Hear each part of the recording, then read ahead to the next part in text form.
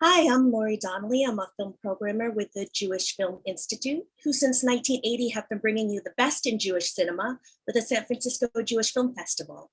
And it's my privilege to introduce the director of the lesson, Elena Horn. Hi, Elena. Hello, it's a pleasure to be here. Elena is joining us from Berlin, so we're very lucky to have her. I know that this film, amongst ourselves has sparked a lot of discussion, so let's dive right in. My first question is, has there been any blowback from educators in Germany? Because it's not painting a particularly great picture of the school system there. Yeah, I'm telling you, in the beginning, it was so difficult to find any sort of support within Germany for this documentary. It really felt like I was running against closed doors and everything was shutting down when I was saying what I wanted to do, and that I wanted to follow a whole class as they're growing up long term and follow their history classes. It was really like the feeling, why is a young filmmaker doing this topic? It's like there's nothing to discover, nothing to talk about anymore. Like it's all been said. Like let's move on. And I really needed the encouragement from the people outside of Germany to say, no, it's interesting, it's relevant, go for it, try to do it, try to stick on the topic. And then as time passed, it became more relevant and people were discovering, oh, well, maybe this is actually something which is not, how we call in German, a Selbstläufer, that it works by itself. Like we're just great in Holocaust education and it's all perfect already. Right. So as the time went on and as the political sphere shifted in Germany, people were started to accept that there was something going wrong.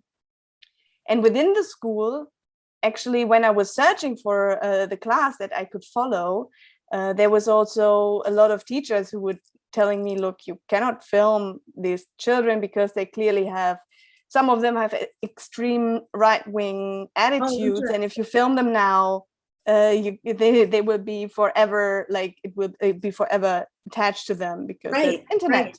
Yes. So it was not easy at all. No.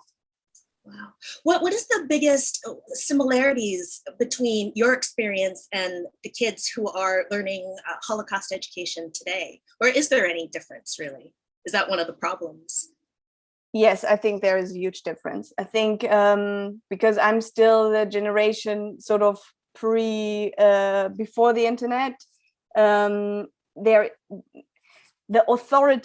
historic authority lay by the teacher or maybe by your direct relatives, which is now not the case anymore. The teachers struggle so much to fight against other influences that actually don't always come from the internet. They also come from, for example, as we see in the film, from football clubs or from shooting clubs, like just other impressions.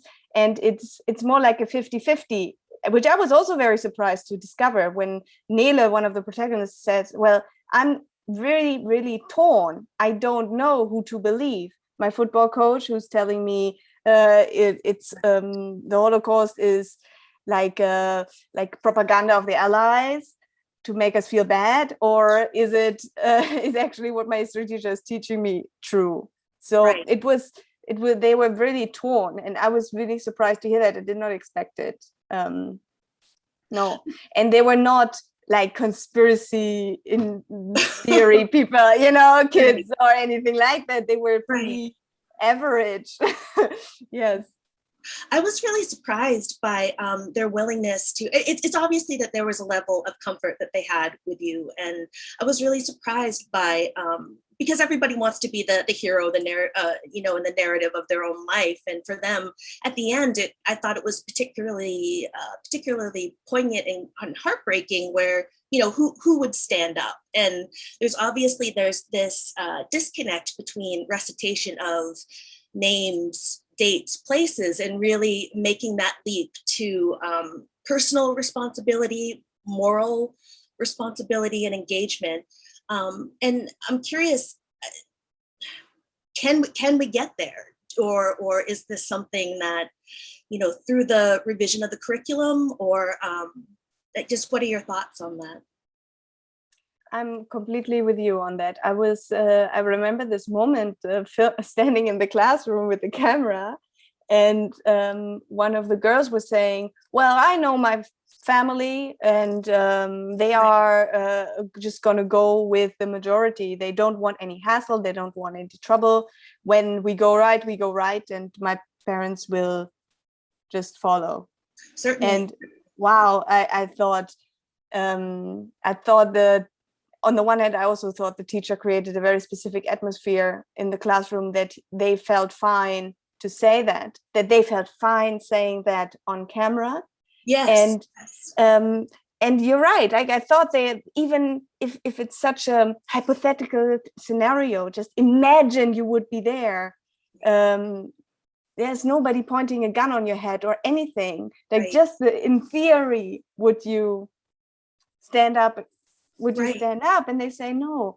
I think it's extremely hard and to see. And when I think that we have a trouble in Germany, probably also. I would love to hear how it is in the US, but we have a extremely Prussian way still of teaching, and the children are gonna repeat never again, never again, never again. Right. And it's just a chant. It's just like a song. Yes. Well, in the US, there is this inability, unwillingness to confront our big issues, slavery, Native rights, and Germany has to be recognized for at least the willingness to participate in the conversation. In North America, I think there's always this idea of, that we're special in some way. It couldn't happen here, and obviously, as we've seen, in these last years, that extremism and very right-wing political views are they're there, and they're people are being encouraged to not have any sort of thoughtful conversation. It's a lot of bluster, and it's like, go Red Sox, or go whatever. It doesn't seem like there's any basis in sort of conversation or thoughtfulness. So that's why your film in particular is so important right now for people to see. So again, thank you. Thank you. I find it very interesting what you say, because I sometimes have the impression that that there's this idea that when you're compassionate, or if you show empathy, that it's actually to your disadvantage. Exactly. To your financial disadvantage, or to your disadvantage to your time that you can invest, or anything. Like, instead of teaching this as the most relevant elements of the human existence, and that this human rights, that this huge accomplishment of human rights, which is what our lesson out of also the Holocaust, that this we have to manage to get it into our veins, because we have to protect ourselves from these demons that are part of the humanity, apparently. So it really is, we have a lot of work to do. We do. But it's so, I think you mentioned that you didn't meet a Jewish person until you were a young adult. You were in your 20s. And I'm assuming in the farming community that you grew up in, that the demographic is still largely the same. Has that improved, or is it still very homogenous? No, it's still homogeneous, but there are still areas in Germany which are even more homogeneous. I think that in theoretically, we have 40% of the population who have some sort of background in that are outside of Germany, but often these people they are then in another school, or it lays too far in the very far in the past. So the statistic looks like we're a very diverse country, but the experience of a lot of people is actually well, we're all pretty the same. We all have a Nazi background, as you know, and then because there's so many, the fact that this shapes us and shapes the way we think and the way we appear becomes invisible. It only becomes visible as if there is the other shades are there. Absolutely. And so I thought I wanted to make this film because I thought there's so many Germans who have never have this encounter and who never have this spark of starting to think, what privileges do I hold? Because, for example, my family was collaborating 2 generations earlier. So, but you cannot, I think it's very difficult to reach this kind of even simple thinking when you have never have the contrast or the encounter with somebody who was not on the comfortable side of this period. Yeah, absolutely. The archival footage that you found of Ludwig Müller, is that his name? Yes. Is amazing. It's really fantastic. So congratulations for digging that up and bringing it to light of day. But it provides such an interesting sort of organizing principle for the film. Were you shocked at the footage? Were you, because it is disturbing. Yes. I was really, for me, it felt like a treasure. I didn't expect to find something like that. I thought I'm going to end up with footage from like news coverage or from the Hitler Youth or Napola schools, which I was not looking for. I was searching for something very, very normal and very average. So I was so glad to find this because it's really a home video. It was not made for any propagandistic purpose, or it was just recorded by this father. And I mean that this was going on all over Germany, and that was your normal school education. It was not like your parents dragged you into the Hitler Youth or anything, but it was inevitable. And I was not aware that there was the Wurzelschrift, where people would learn a special way of writing, like this strange shorthand, which I had never seen. I didn't know that they were, that they were doing this fire exercises, that they had to march. Gas masks. Gas masks, yes, exactly. March to the swimming pool. And then on the other hand, I thought, if I put color on it, it looks exactly the same like now. And then it also was, it's not actually so estranged. They was playing football, they're riding the bikes. And I thought it really informed each other as we were looking at the children today and their psychology and the way they are learning and taking information in. And I felt it helped me understand the children back then who I cannot ask anymore. Of course. So when I assume that the kids have seen the film at this point, were they surprised? Have their attitudes changed, or what's how are they doing now? Yeah, I wanted to show them the film urgently because there are some parts where I was conflicted if I can put them in or not. I thought it was really an ethical question. Can I record this 14-year-old girl who's saying, I imagine a concentration camp to be like an old people's home, and she doesn't see anything, that there is something to this. And so I wanted to ask her when she's 18 and if that's okay, that this part of the film. And I also wanted to understand if if she understands that there's Sure. that can be very controversial statement. Yes. Yeah. But she was fine with it. She said, no, you can keep it in. I think it's a comparison that I was making at the time. Maybe I would even do it today. Wow. So there was I was surprised that that she was so relaxed about it, because I was ready to edit it out if she thought, oh my God, you like I would never say this again like this, Right. please, or can you contextualize it differently or something like that. I would have been ready to do that, because I don't want to like ruin her life, her professional life, or whatever. This can have big consequences.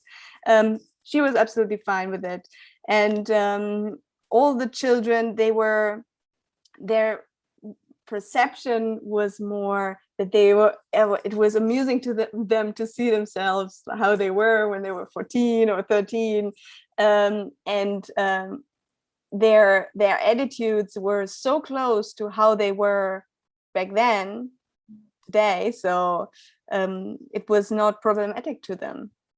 I asked, is there something that you find surprising? Now, would you, for example, say, I would definitely go to a protest against the neo-Nazis in Dortmund, because there also everybody was saying, no, I would never go there. Sure. I thought maybe they say that had changed, but no, didn't. Wow. So what are they, are you still in contact with them? Are they still there, or have they moved away from home, or? Yes, they're still in the area, and they are going, they're in the next schools, and they're doing their training. And actually one of them, Lily, now is thinking about becoming a history teacher. So I was very happy to hear that. That's excellent. Yes, that was great. Did the teachers who appeared in the film, were they shocked by the attitudes? Because once you see things on film, it changes. It can change your perspective, because you're seeing it outside of yourself. What kind of emotions did that bring up for the teachers and film? Yeah, I think, for example, the Herr Corinth, he was already, whilst we were filming, he was shocked that nobody would dare to go to Dortmund in order to protest for his students, because I mean, he felt like it is one of his key messages that we have to stand up to this kind of mobs that are building. Right. And which is much easier to protest against them than against a more subtle way of fascism seeking into society. So this is, so if you don't even do the obvious thing, he was disappointed about that. And I actually also thought, I mean, there are things that for the teachers, for example, Mr. Heller, it was the first time he ever went to a concentration camp. He's over 40, and I thought probably for an international audience, this will be very surprising that there is any history teacher in Germany who's never been to a concentration camp. Yeah, I was surprised. And he was so emotional and very touched, and he wrote me after a screening, and he said, Elena, now it's so difficult. Because of the virus, we cannot go visit any sites. We are so limited, and the schools are not really supportive of it. And he has fewer and fewer classes who actually do this trip. And also, when we were filming, it was luck that we could film them in Sachsenhausen, even for that hour. It was luck. If there had been a traffic jam, they wouldn't have gone. It's not so integral to the teaching in Germany, actually, like you would expect. It is just something you have to, cramp into the schedule in this tour every school does to the capital once in their time in school. And maybe if there's this hour, we go to Sachsenhausen, or it's it's not it's not so, it doesn't have the relevance that it should have, I believe. Right. Do you feel do you feel more optimistic for the future of teaching the Holocaust in schools now, or has it opened? Are people discussing this sort of at the official levels? Because there must be a disconnect between, we're doing this, we're teaching Holocaust education, and that's enough. What can you speak a little bit about that? But I'm not very hopeful, because there are mechanisms happening which are very slow and heavy and very difficult to turn around. We have a massive lack of teachers in Germany, and in East Germany it's even worse. Really? So history is one of the classes which gets skipped most. Really? Because there's no personnel. And also there is, for 10 years now, there's such a huge emphasis on the sciences in the schools, because I mean, there's a race going on in the world for who is going to be ahead, and the country is trying to push the national sciences, also a bit in the tradition of Germany as a country which is heavy on engineering. And so all the resources are pushed into that. And so it actually reminds me very much of how the curriculum changed after the Nazis came into power. There's certain areas which inflate in the school and others shrink down. And those that are relevant in terms of ethics, in terms of history, in terms of literature, absolutely, they shrink more and more. Yeah.